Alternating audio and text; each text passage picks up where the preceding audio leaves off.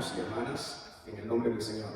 Es un privilegio, a través de este medio, hoy ingresar a sus hogares para compartir la maravillosa palabra del Señor. Hoy quiero compartir con ustedes una reflexión que responde a una pregunta que mucha gente se está haciendo.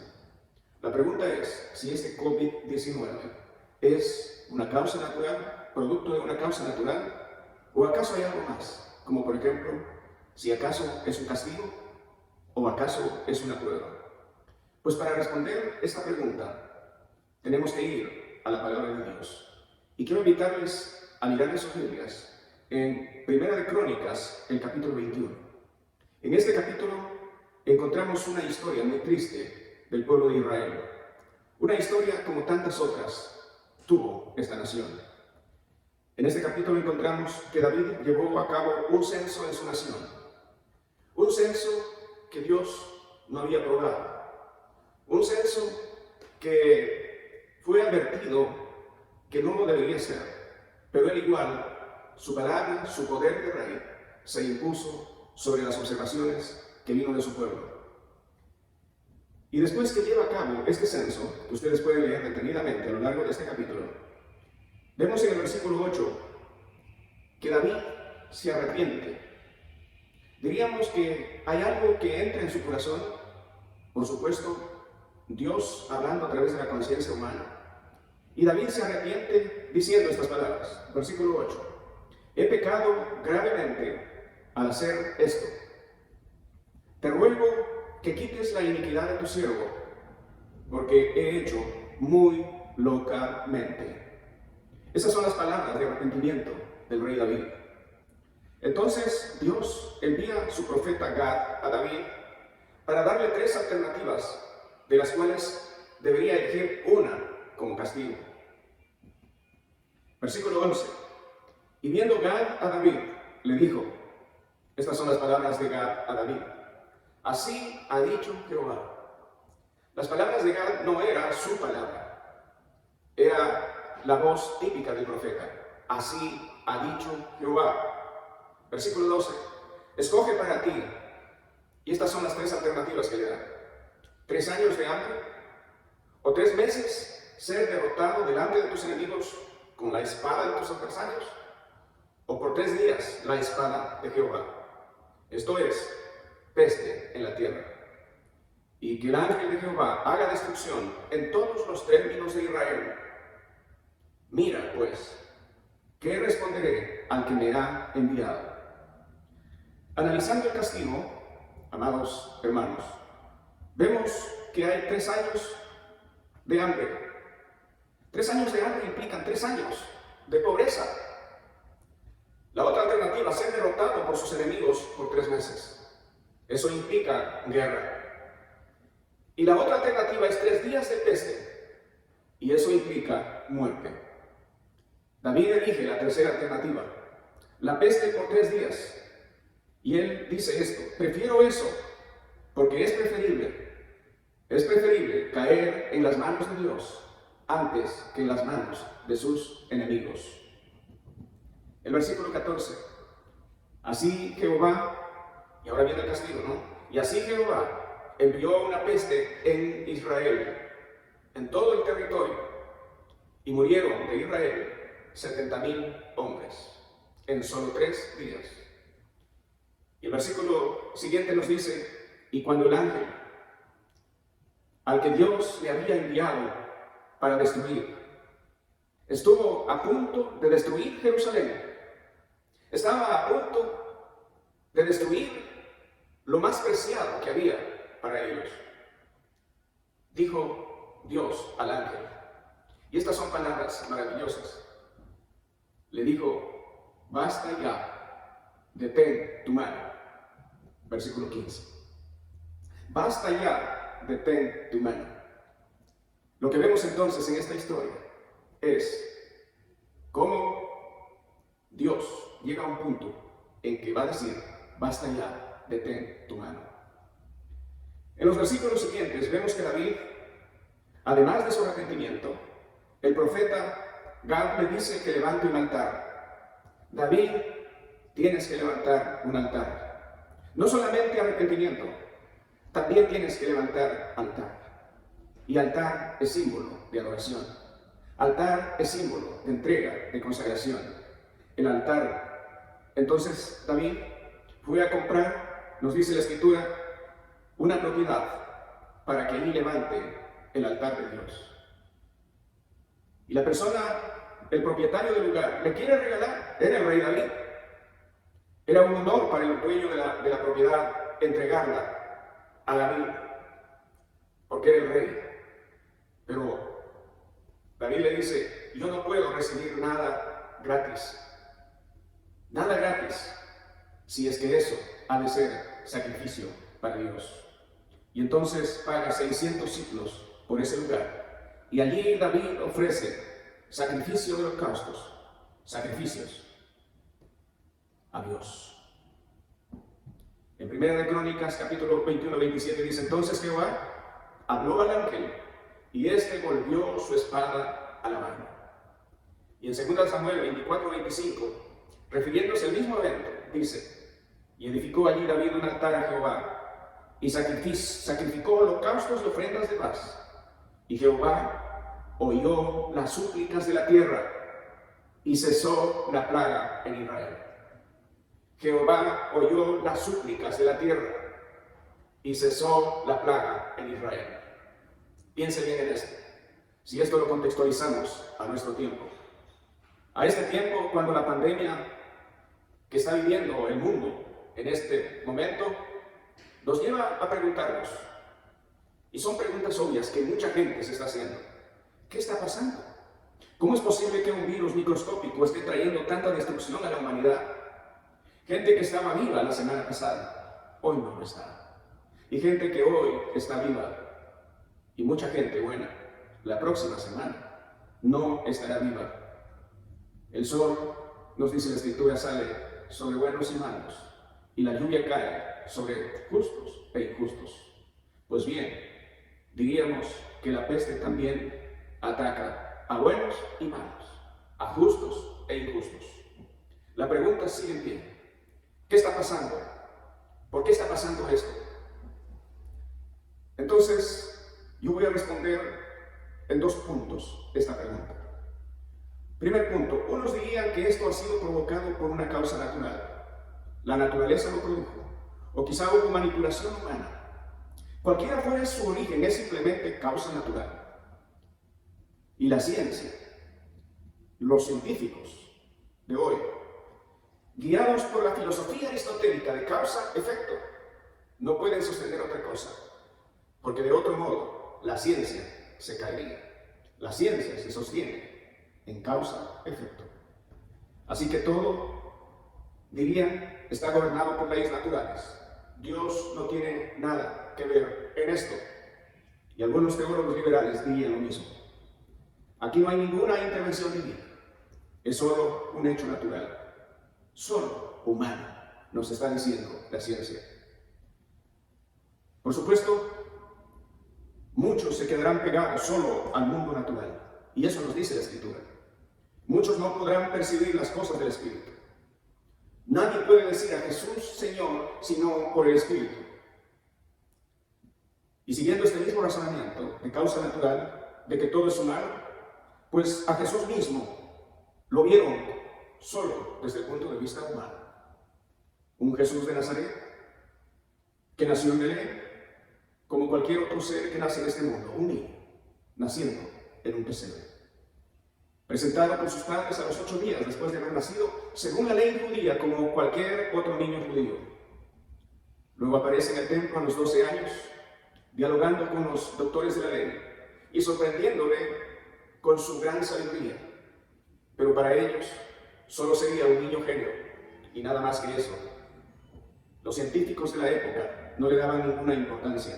Los escribas y los fariseos se preguntaban irónicamente esta pregunta que está en Juan 1:46 de Nazaret, de ese pueblito Nazaret. Lo último, ¿puede salir algo bueno? Y 3 años más tarde se ve siendo ejecutado en una cruz. Una ejecución más propia del derecho penal romano. Para el derecho penal romano era solo una ejecución porque supuestamente había delinquido. ¿Ven ustedes cómo se puede hacer una explicación estrictamente natural y humana respecto de Jesús? Claro que sí. Y muchos historiadores, y yo podría mencionar una larga lista, pero no lo voy a hacer promoción, señalan y creen solo en un Jesús histórico, algo puramente natural, algo puramente humano. Pero para los creyentes, ¿cómo vemos a Jesús?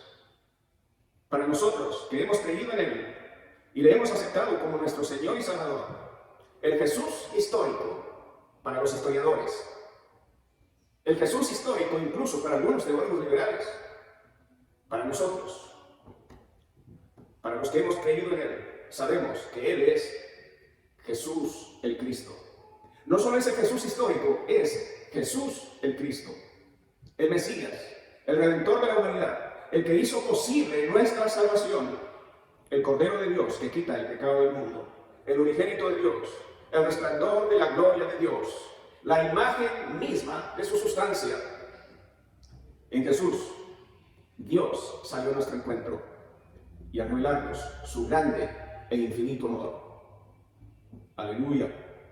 Pero no solo murió, también resucitó y ascendió al Padre, donde está sentado a la diestra de Dios, intercediendo por nosotros, y que vendrá a juzgar a las naciones en su segunda venida.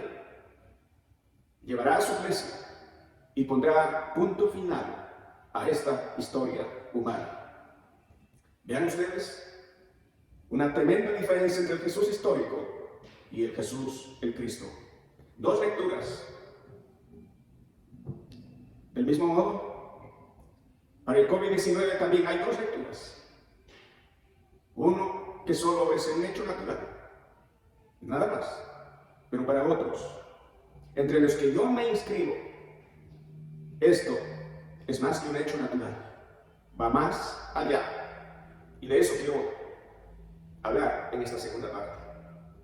El COVID-19 es también un castigo y prueba y un llamado al arrepentimiento. ¿Quién tiene duda de esto?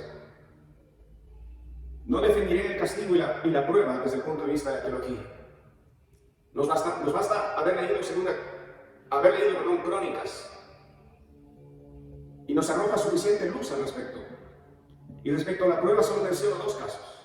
Abraham, cuando es probado por su hijo Isaac, y Job, este gran hombre de Dios, que fue justo, recto, temeroso de Dios y apartado del mal, pero le sobrevino una terrible enfermedad, entre otras cosas.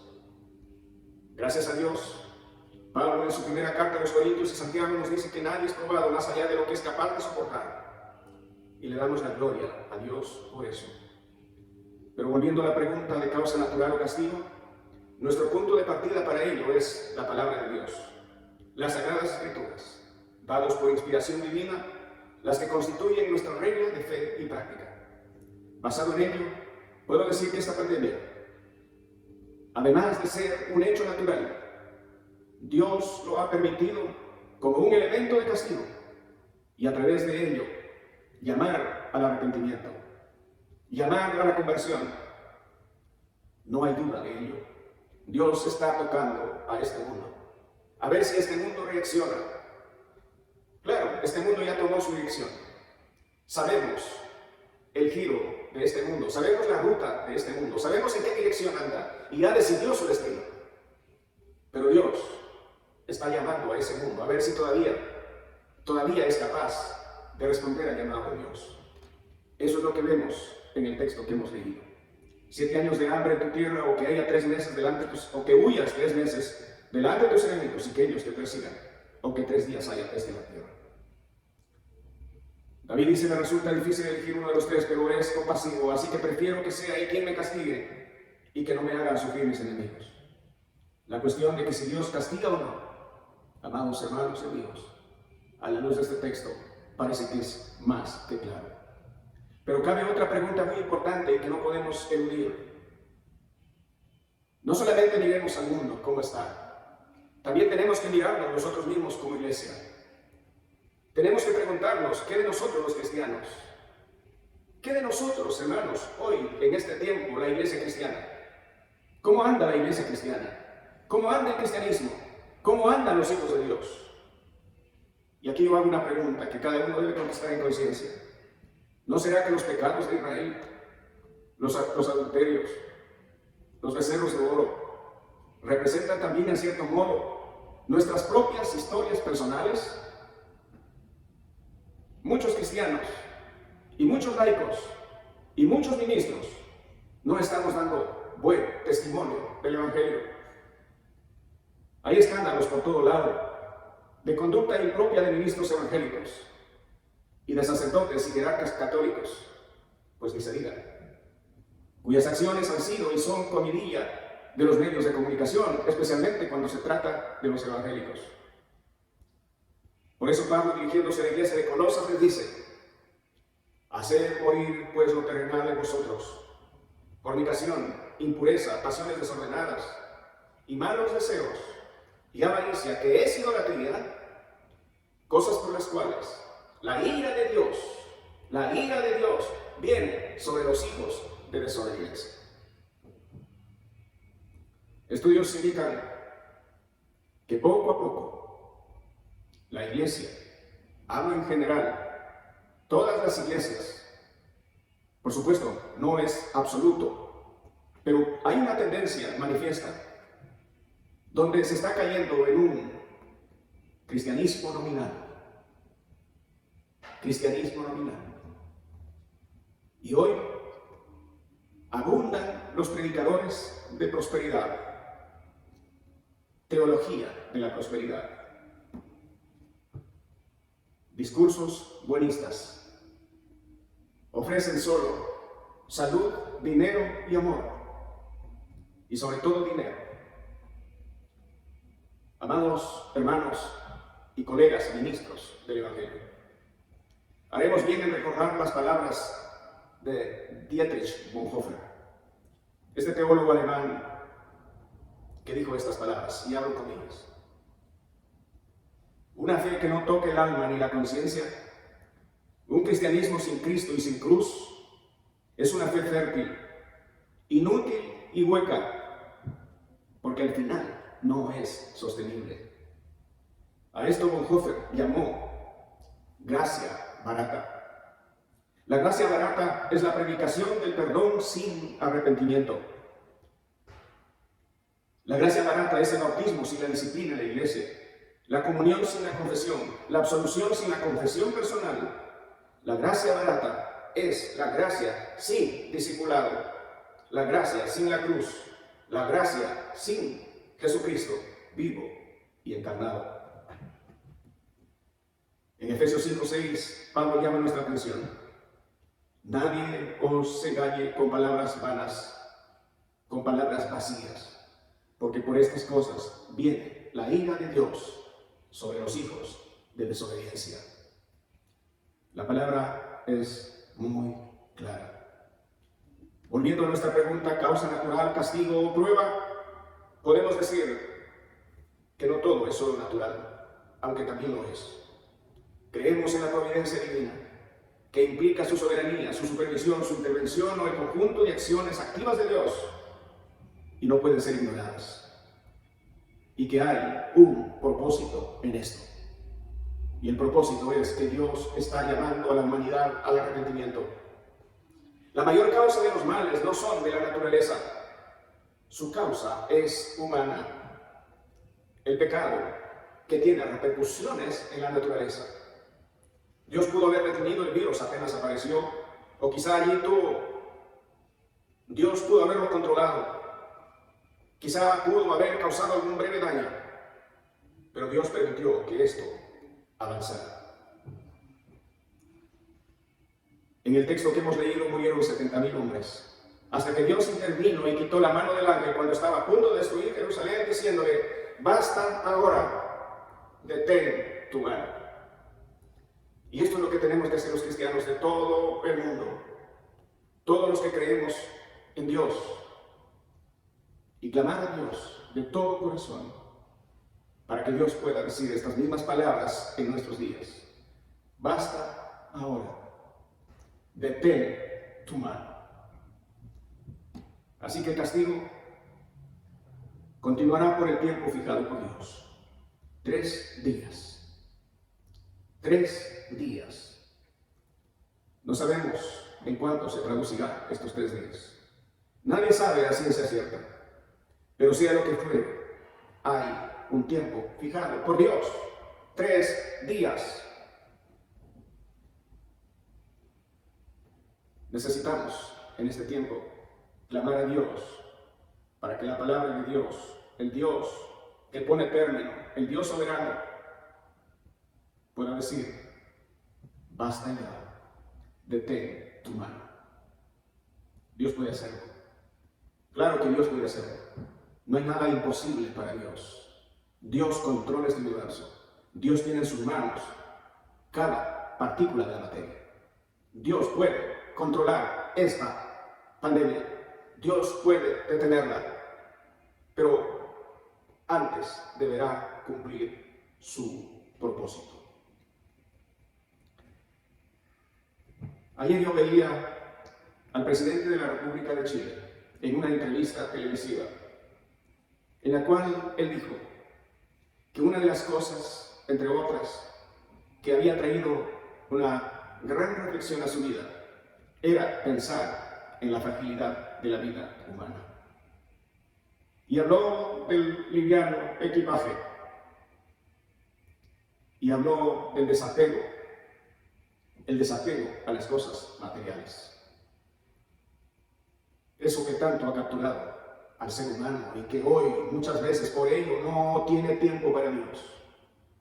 Ahora, yo pienso que será muy difícil para este presidente, un hombre de negocios, un hombre multimillonario, pensar en el liviano equipaje y en el apego por las cosas materiales.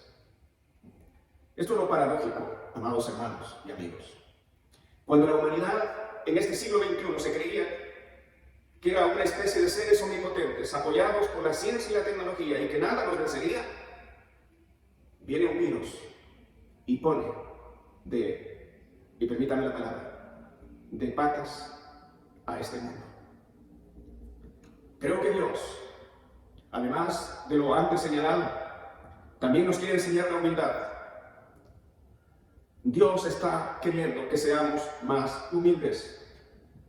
Y no sé cómo lo va a hacer el Señor, porque el orgullo sigue creciendo. Las ansias desmedidas de poder cada día se hacen ilimitadas. Y quiero hacer aquí un comentario para demostrar la pretensión del hombre, la pretensión humana, lo que quiere el hombre hacer hoy en este siglo XXI. Hoy en día circula un libro cuyo título es Homo Deus, de Harari. Este es el autor, un historiador israelí, profesor de una universidad en Jerusalén, por supuesto ateo. En ese libro hay un poco de lo que viene del libro de Génesis. Seréis como Dios, conociendo la ciencia del bien y del mal.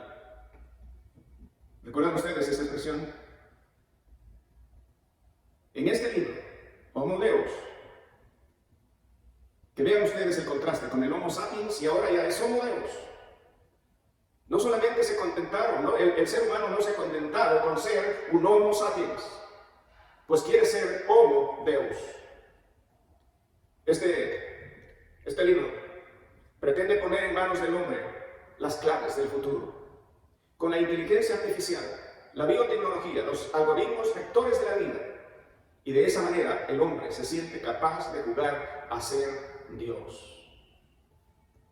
Pues esto mismo prometió la serpiente en el Edén: seréis como dioses o como Dios.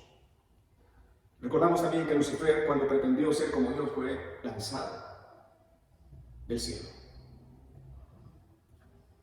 Haciendo una reflexión sobre este libro y relacionándolo a todo lo que vengo diciendo, digo, no sé si Dios lo permitirá.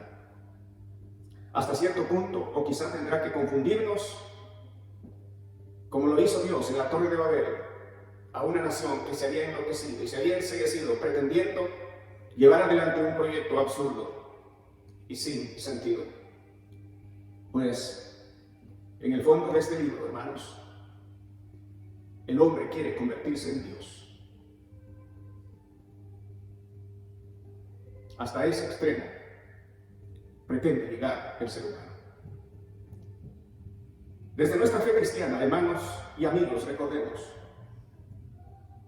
no importa qué tan lejos llegue la ciencia y la tecnología, no importa cuánto avance este proyecto de las claves del futuro, el hecho fundamental es que el hombre moralmente caído en su pecado no podrá salvarse a sí mismo y tampoco logrará darle sentido a su triste existencia. ¿Cuánto durará este virus? No sabemos. ¿Volveremos a la vida normal que antes teníamos? Todos dicen que tendremos que adaptarnos a una nueva normalidad. Mis palabras de reflexión no pretenden ser crueles. No pretendo juzgar a nadie, solo Dios tiene ese derecho. Pero recordemos, existe el pecado personal y también el pecado social, que se traduce en estructuras de justicia, de injusticia y de maldad. Lo vemos eso en el Antiguo Testamento. Nos dice que los hijos no llevarán la culpa de sus padres, ni viceversa. No responderán por los pecados de sus padres. Los reyes, los profetas, los jueces, cuando detectaban que su nación había pecado, iban delante de Dios y decían como Daniel, allá en 9:5, hemos pecado. Daniel se incluía, hemos pecado, hemos cometido iniquidad, hemos hecho impíamente y hemos sido rebeldes y nos hemos apartado de tus mandamientos y tus ordenanzas. Lo mismo dijo Nehemías antes de comenzar la construcción de los muros de Jerusalén que habían sido destruidos. Así que, hermanos, también podemos ser reos dentro de la iglesia. También tenemos que incluirnos entre los que han pecado. Y tendremos que arrepentirnos como individuos, como iglesia y como humanidad, buscando la gracia y el perdón de Dios. Y quizá nuestro Dios, en su grande misericordia, le diga al ángel, basta ya, detén tu mano. Y le digo a aquella gente buena, cristianos que están sufriendo esta peste, tómenlo como una prueba de Dios, como dice 1 de Pedro 4, del 12 al 16. Esta prueba es para purificarse en Dios. Pero también recordemos a los que están siendo probados. Él no permitirá que la prueba sea superior a la que tenga la capacidad de soportarla. Y como iglesia, hermanos, sigamos a los pies de la cruz, buscando la gracia de Dios cada día, siendo llenos del Espíritu Santo, recordando el llamado del Apocalipsis. El que es justo, practique la justicia todavía. Y el que es santo, santifíquese todavía. Para terminar, quiero decir que esto que estamos viviendo, sea natural, castigo o prueba, o todas juntas, Dios no ha abandonado a sus hijos ni a su creación. Viene en mi mente esta cita de Mateo 29 al 31, que dice, ¿no se venden 2 pajarillos por un cuarto? Con todo, ni uno de ellos cae a tierra sin vuestro Padre. Pues aún vuestros cabellos están todos contados. Así que no temáis, más valéis vosotros que muchos pajarillos. La paz os dejo, mi paz os doy, y no como la da el mundo. No se turbe vuestro corazón, amados hermanos, no se turbe vuestro corazón, ni tenga miedo. Vamos a tener que aprender a convivir en estos 3 días. Tenemos, sí, que estar cerca de Dios. Y recordemos esta cita. Si se humillare mi pueblo, sobre el cual mi nombre es invocado, y orare, y buscare mi rostro, y se convirtieren de sus malos caminos, entonces yo oiré desde los cielos, y perdonaré sus pecados, y sanaré su tierra. Esta peste todavía no es el apocalipsis total. Vendrá cuando Dios lo quiera. Mi sentido pésame a los que han perdido un familiar. Muchos de ellos han sido gente cristiana. Vuelvo a la pregunta: ¿causa natural, prueba o castigo? Que Dios traiga iluminación a su corazón, amado hermano y amigo. Saque usted sus propias conclusiones. Que el Espíritu de Dios le hable y que usted pueda escucharlo ahí en la quietud de su alma. Ojalá que todos podamos ser un buen ladrón en la cruz, aunque sea en la última hora. Pero no espere la última hora. Hágalo ahora mismo. Hoy es el día de salvación. Hoy entregue su vida a Jesucristo. Hijo mío, si oyeres hoy mi voz, no endurezcáis vuestros corazones. Dios está llamando a la conversión. Dios está llamando a nacer de nuevo. Y a los cristianos le está llamando a la santificación. Padre, ayúdanos a discernir los signos de los tiempos. Perdónanos como individuos, como iglesia y como humanidad. Los pecados de Israel también representan nuestras propias historias personales. No nos abandones ni un solo segundo de nuestra existencia humana. Sin ti, nada somos en este mundo y nada podemos hacer. Ten misericordia de este mundo que está enfermo. Queremos volver como polluelos debajo de tus alas. Sé que no puedo cambiar el mundo, pero te entrego mi vida en servicio y adoración. Te pido esto en el nombre de nuestro Señor y Salvador Jesucristo. Amén.